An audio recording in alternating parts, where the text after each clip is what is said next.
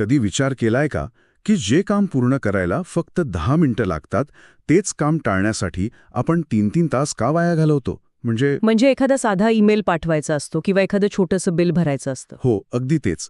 काम खूप साधं असतं, पण आपण ते टाळत राहतो. आज आपण अशा एका समस्येबद्दल बोलणार आहोत जी आपल्या सर्वांच्या परिचयाची आहे, प्रोक्रॅस्टिनेशन. थोडक्यात सांगायचं तर काम उद्यावर ढकलण्याची सवय. आजच्या या चर्चेचा मुख्य उद्देश हाच आहे की ही सवय कशी टाळावी आणि आपली उत्पादकता कशी वाढवावी. नक्कीच. यासाठी आपण डॅरियस फारोक यांच्या डू इट टुडे या पुस्तकातील काही खूप महत्त्वाचे विचार आणि संशोधनांवर चर्चा करणार आहोत. अगदी बरोबर. आणि इथे एक मोठी गैरसमजूत सुरुवातीलाच दूर करणं गरजेचं आहे. कोणती गैरसमजूत?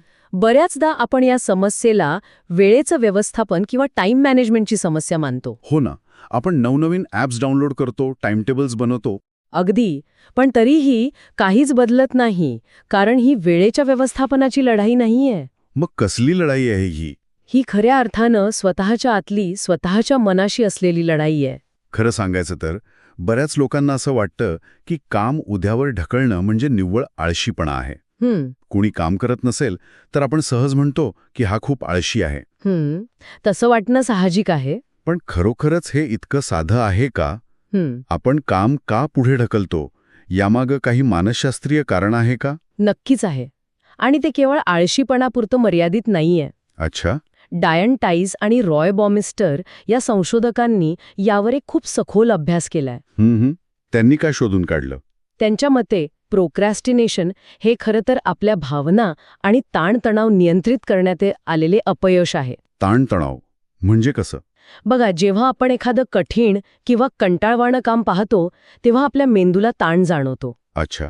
आणि तो ताण कमी करण्यासाठी आपला मेंदू तात्काळ सुटकेचा मार्ग शोधतो. जसं की सोशल मीडिया पाहणे. अगदी बरोबर. या तात्पुरत्या सुटकेमुळे सुरुवातीला आपल्याला खूप बरं वाटतं. पण मग पुढे जाऊन त्याचा त्रास होतो ना? हो. दीर्घकाळात यामुळे नैराश्य, तणाव आणि आपला आत्मविश्वास कमी होण्यासारख्या समस्या निर्माण होतात. काही अभ्यासक तर याची तुलना थेट व्यसनाशी करतात. बापरे. म्हणजे ही मेंदूची तात्पुरती मूड रिपेअर करण्याची यंत्रणा आहे जी पुढे जाऊन आपल्यालाच महागात पडते. होय. पण हे प्रत्यक्षात कसं घडतं? कारण बऱ्याचदा आपण एखादं काम करायला अतिशय उत्साहाने सुरुवात तर करतो, पण अचानक कुठेतरी अडकून पडतो. याला डॅरियस फॉरॉक्स स्लो पोस्ट प्रोक्रॅस्टिनेशन म्हणतात. म्हणजे विलंबाची घसरगुंडी. हो. होतं काय की आपण लॅपटॉप उघडतो, कामाला लागतो आणि अचानक मोबाईलवर एक नोटिफिकेशन येतं. आणि आपण विचार करतो की फक्त 2 मिनिटे कोणाचा मेसेज आलाय ते पाहूया. अगदी तेच. आणि तो एक छोटासा व्यत्यय आपल्याला त्या घसरगुंडीवरून थेट खाली ढकलतो. खरंय. मग तो मेसेज, त्यानंतर एखादा व्हिडिओ, मग न्यूज फीड.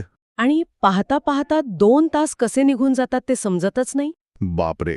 या घसरगुंडीवर एकदा का पाय घसरला की स्वतःला रोखणे अत्यंत कठीण होऊन बसतं. म्हणूनच लोक स्वतःला शिस्त लावण्यात कमी पडतात आणि त्यांना काम पूर्ण करण्यासाठी डेडलाईनचा बाह्य दडपणाची गरज भासते. म्हणजे उद्या बॉस ओरडणार या भीतीची गरज असते. अगदी बरोबर. पण मग इथे गोम आहे.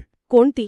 जर आपण सतत एखादं काम पुढे ढकलत असू तर याचा अर्थ असा आहे का की आपण मुळात चुकीचे काम करत आहोत?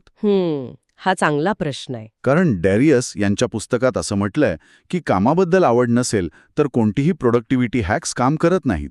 हो, त्यांनी तसं लिहिलंय. पण थांबा, प्रत्येक काम कसं काय अर्थपूर्ण किंवा आवडीचं असू शकतं? म्हणजे तुम्हाला काय म्हणायचंय?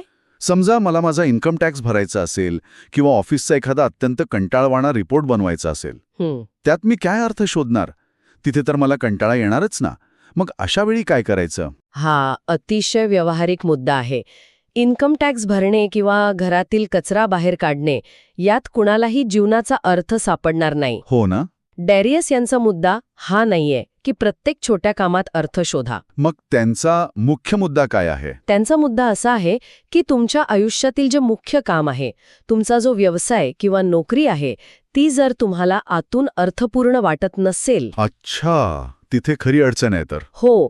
जर तुम्ही रोज सकाळी उठून अशा नोकरीवर जात असाल जिचा तुम्हाला मनापासून तिरस्कार आहे, तर तिथे कोणतंही ॲप तुम्हाला मदत करू शकत नाही. खरंय. पण जर तुमचं मुख्य ध्येय अर्थपूर्ण असेल तर टॅक्स भरण्यासारखी कंटाळवाणी कामे ही त्या मोठ्या प्रवासातील केवळ छोटे अडथळे वाटतात. आणि आपण ती सहज पार करू शकतो. हे स्पष्टीकरण खूपच महत्वाचं आहे. म्हणजे मूळ दिशा योग्य असली पाहिजे. अगदी बरोबर. पण समजा आपली दिशा योग्य आहे, आपण खरोखरच अर्थपूर्ण काम करत आहोत, तरीही आपण सलग लक्ष केंद्रित का करू शकत नाही? इथेच तंत्रज्ञानाचा आणि आपला स्मार्टफोनचा मुद्दा समोर येतो. हो, यावर एक अतिशय धक्कादायक आकडेवारी मला आठवते. कोणती? वुर्सबर्ग आणि नॉटिंगहॅम ट्रेंट विद्यापीठांनी केलेल्या एका प्रयोगात असं समोर आलंय की 37.4% लोक, बापरे, इतके लोक? हो, हे लोक त्यांच्या स्मार्टफोनला त्यांच्या जवळच्या मित्रांइतकेच किंवा त्याहून अधिक महत्वाचे मानतात. ही आकडेवारी नुसती धक्कादायक नाहीये, तर आपल्या आजच्या जीवनशैलीचे एक भयानक वास्तव आहे. खरंच. आपण तंत्रज्ञानाच्या इतके आहारी गेलो आहोत की माणसांपेक्षा यंत्रे आपल्याला जवळची वाटू लागली आहेत. अगदी. या इंटरनेट आणि स्मार्टफोनच्या दुनियेचं वर्णन करण्यासाठी एक खूप छान रूपक वापरता येईल. कोणतं? इंटरनेट हे एका ऑल यू कॅन ईट बफेसारखं आहे. अच्छा, म्हणजे जिथे अमर्याद अन्न असतं तिथे. हो, तिथे इतके निरनिराळे पदार्थ असतात की पोट भरलेलं असलं तरी आपण नवीन डिश चाखून पाहण्याचा मोह आवरू शकत नाही. अगदी बरोबर. आणि याचं रूपांतर कॉग्निटिव्ह इनडायजेशन म्हणजेच वैचारिक अपचनात होतं. आपला मेंदू माहितीने इतकं तुडुंब भरलेला असतो की प्रत्यक्ष काम करण्यासाठी ऊर्जाच उरत नाही. हे रूपक अगदी तंतोतंत लागू पडतं. आणि हे काही आजचं नवीन संकट नाहीये. नाही. फक्त त्याचं स्वरूप बदललं आहे. पाश्चात्य तत्वज्ञानाचे जनक सॉक्रेटिस यांनी सुमारे 2400 वर्षांपूर्वी यावर भाष्य केलं होतं. 2400 वर्षांपूर्वी? त्यांनी काय सांगितलं होतं? त्यांनी व्यस्त जीवनातील फोलपणा यावर भाष्य केलं होतं. आपण नेहमी स्वतःला बिझी दाखवतो. हो, आजकाल तर बिझी असणं हे एक स्टेटस सिम्बॉल बनले. अगदी. पण प्रत्यक्षात आपण फक्त विचलित झालेले असतो. आपण आपला वेळ व्यवस्थापित करू शकत नाही, कारण वेळ कोणासाठीच थांबत नाही. बरोबर आहे. आपण फक्त आपले अवधान किंवा आपले लक्ष व्यवस्थापित करू शकतो, ज्याला आपण अटेन्शन मॅनेजमेंट म्हणतो. म्हणजे टाइम मॅनेजमेंटपेक्षा अटेन्शन मॅनेजमेंट जास्त गरजेचं आहे? नक्कीच. आणि याच अनुषंगाने नेहमी कनेक्टेड राहण्यापेक्षा नेहमी डिस्कनेक्टेड राहण्याची सवय कशी फायदेशीर ठरते? कारण मानवी मेंदू यंत्रासारखा सलग काम करू शकत नाही. अच्छा. अलेजांद्रो लेराज यांच्या संशोधनानुसार आपला मेंदू एकाच कामावर सलग खूप काळ लक्ष केंद्रित करू शकत नाही. म्हणजे त्याची एक मर्यादा असते. हो, जर तुम्ही तासनतास एखाद्या गोष्टीकडे पाहत राहिलात तर मेंदू ती गोष्ट रजिस्टर करणंच थांबवतो. बापरे. म्हणूनच 30 मिनिटांचं सलग काम आणि त्यानंतर 5 मिनिटांचा ब्रेक खूप उपयुक्त ठरतो. ज्याला आपण पोमोडोरो तंत्र म्हणतो तेच ना? हो, तेच. या छोट्या ब्रेक्समुळे मेंदू पुन्हा ताजेतवाना होतो. आणि कामाचा कंटाळाही येत नाही. अगदी. शिवाय लक्ष केंद्रित करण्यासाठी स्वतःचा एक मंत्र असणं खूप फायदेशीर ठरतं. मंत्र? म्हणजे जसं आपण ध्यानात डोळे मिटून ओम म्हणतो तसा एखादा मंत्र? थोड्याफार फरकाने तसाच, पण इथे उद्देश वेगळा आहे. मग कसा असतो हा मंत्र? जगप्रसिद्ध बॉक्सर फ्लॉइड मेवेदरचं उदाहरण घ्या. केशन हा मंत्र आहे. तो सराव करताना सतत हेच शब्द उच्चारत असतो. अच्छा. डेरियस स्वतःसाठी लेट्स गो हा सोप्पा मंत्र वापरतात. मग हा मंत्र नक्की काम कसं करतो? जेव्हा आपलं लक्ष विचलित होतं आणि आपण मोबाईलकडे हात नेतो, तेव्हा हा मंत्र आपल्या मेंदूच्या स्वयंचलित प्रक्रियेत व्यत्यय आणतो. म्हणजे आपल्याला थांबवतो? हो, तो आपल्याला आठवण करून देतो की आपण आता ॲक्शन मोडमध्ये आहोत. हा एक प्रकारचा सायकोलॉजिकल ट्रिगर आहे. हे खूपच रंजक आहे. म्हणजे हा मंत्र मेंदूला पुन्हा रुळावर आणण्यासाठी एका अलार्मसारखं काम करतो. अगदी तसंच. एकदा का आपण लक्ष केंद्रित करायला शिकलो की आपण अनेकदा एका नव्या जाळ्यात अडकतो. कोणत्या जाळ्यात? परफेक्शनिझम. मला तर वाटतं परफेक्शनिझम हा एक प्रकारचा मुखवटा घातलेला प्रोक्रॅस्टिनेशनच आहे. हे अतिशय अचूक निरीक्षण आहे तुमचं. कारण परफेक्शनिस्ट लोक एकतर सर्व काही एकदम 100% अचूक असल्याशिवाय काम सुरूच करत नाहीत, किंवा इतकी अशक्य ध्येय ठेवतात की शेवटी निराश होऊन काहीच करत नाहीत. हो ना, हे नेहमीच होतं. आणि म्हणूनच मायकल रोझेनबॉम यांनी मांडलेले लर्न्ड रिसोर्सफुलनेस ही संकल्पना इथे महत्वाची ठरते. लर्न्ड रिसोर्सफुलनेस हे काय असतं? परफेक्शनिझम आणि निष्काळजीपणा या दोन टोकांच्या मधला एक स्वीट स्पॉट शोधणे. अच्छा, म्हणजे सुवर्णमध्य साधणे. हो. लर्न्ड रिसोर्सफुलनेस म्हणजे केवळ काम चांगलं करणं नव्हे. मग ही एक अशी मानसिक कौशल्य प्रणाली आहे जिथे तुम्ही तुमच्या भावनांवर नियंत्रण ठेवता, तात्काळ मोहांना बळी पडत नाही आणि समस्या आल्यावर हार न मानता त्यावर तोडगा काढता. स्वतःला दोष न देता उपलब्ध वेळेत सर्वोत्तम काम करून पुढे जाणे. यालाच रिसोर्सफुलनेस म्हणतात तर. अगदी. पण इथे मला एक शंका येते. बोला ना. आपण आतापर्यंत फोकस, ॲक्शन मोड आणि रिसोर्सफुलनेस बद्दल बोललो. हो. पण डॅरियस सुट्ट्या घेण्यावर आणि विश्रांतीवरही खूप जोर देतात. हो, ते अत्यंत आवश्यक आहे. म्हणजे वेळेचा अपव्यय वाटतो. आपण थांबूच कसं शकतो? यावर डेल कार्नेगी यांचं एक प्रसिद्ध वाक्य आहे, काय? थकण्यापूर्वीच विश्रांती घ्या. अच्छा. आपण जेव्हा सतत काम करत असतो तेव्हा आपण एक एक्झिक्युशन मोडमध्ये अडकून पडतो. म्हणजे फक्त यंत्रासारखं काम करत राहतो. हो, आपण फक्त कृती करत असतो, पण त्या कृतीमागे जो शांत आणि सखोल विचार हवा असतो तो हरवून बसतो. हे खरंय?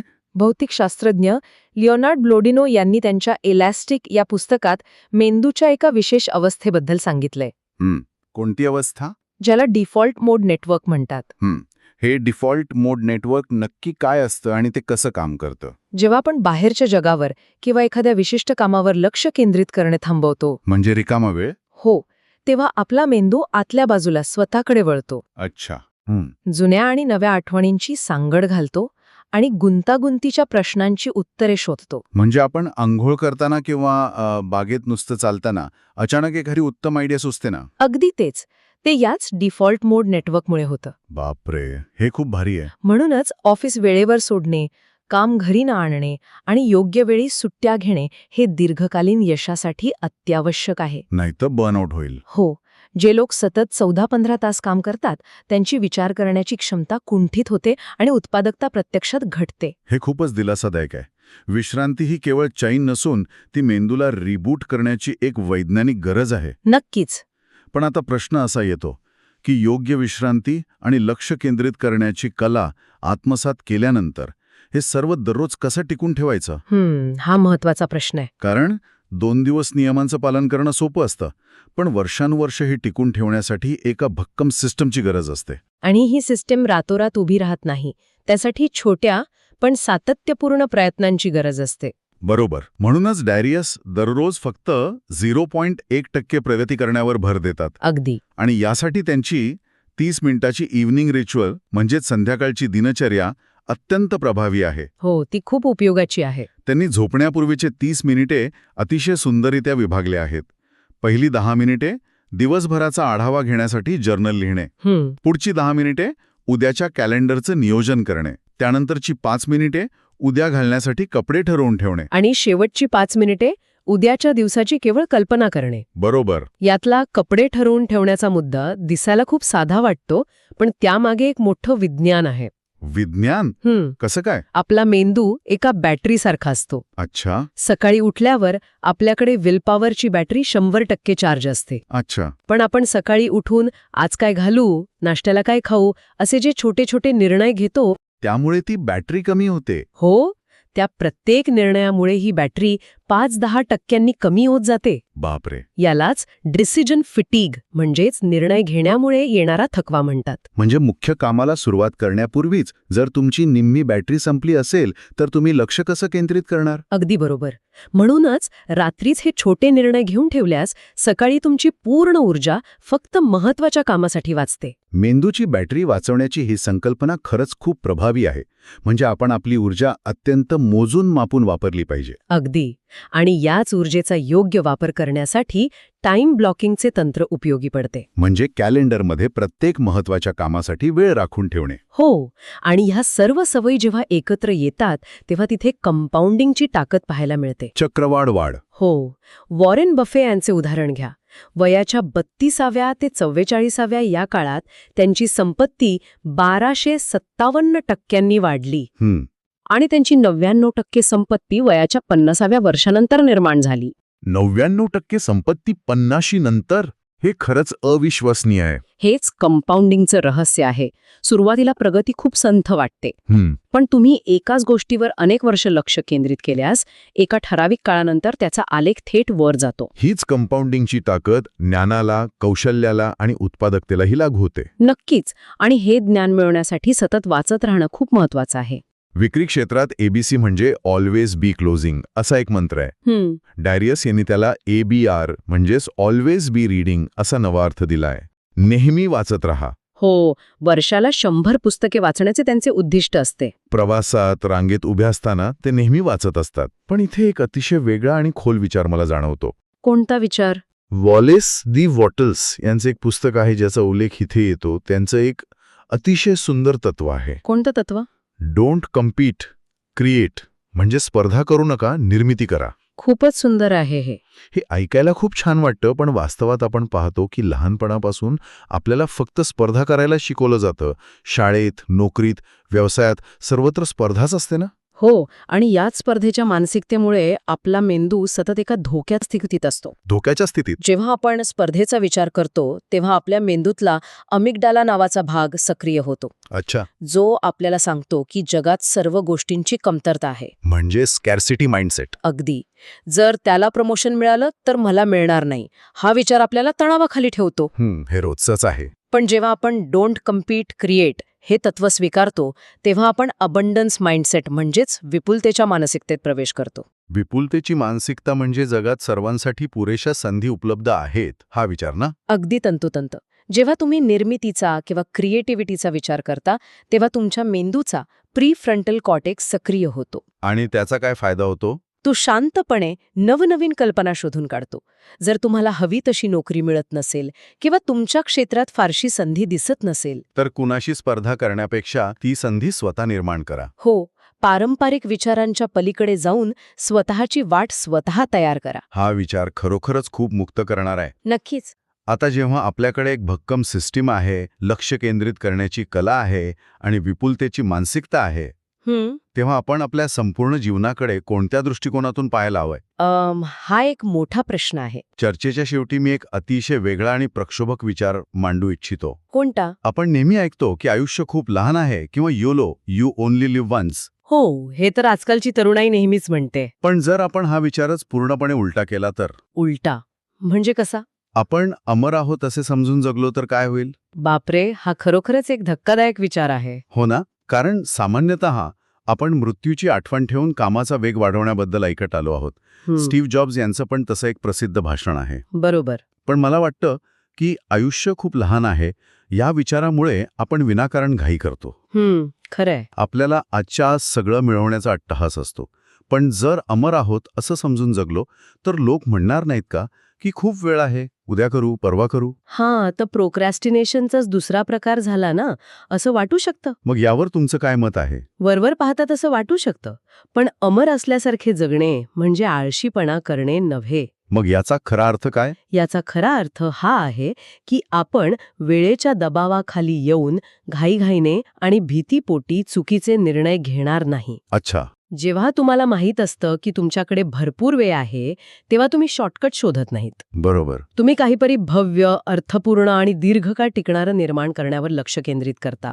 तुम्ही चुका करू शकता, त्यातून शिकू शकता. म्हणजे हा विचार आपल्याला शांत करतो. हो. आपण आजचे निर्णय अधिक शहाणपणाने आणि दीर्घकालीन फायद्याचा विचार करून घेऊ शकतो. अगदी. आणि इतरांशी वागताना आपण अधिक आदराने वागतो. कारण आपण मानतो की आपण सर्वजण इथे दीर्घकाळ राहणार आहोत आणि आपल्याला एकमेकांसोबतच जगायचंय. अगदी तसंच. ही अमरत्वाची मानसिकता तुमच्या जीवनात एक प्रकारची स्थिरता आणि समाधान आणते. प्रोक्रॅस्टिनेशन हे भीती आणि ताणतणावातून जन्माला येतं. बरोबर. पण जेव्हा तुमच्याकडे अनंत वेळेची मानसिकता असते तेव्हा कामाचा ताण निघून जातो आणि तुम्ही खऱ्या अर्थाने कामाचा आनंद घेऊ लागता. क्या बात आहे. खूपच छान समजावून सांगितलं तुम्ही.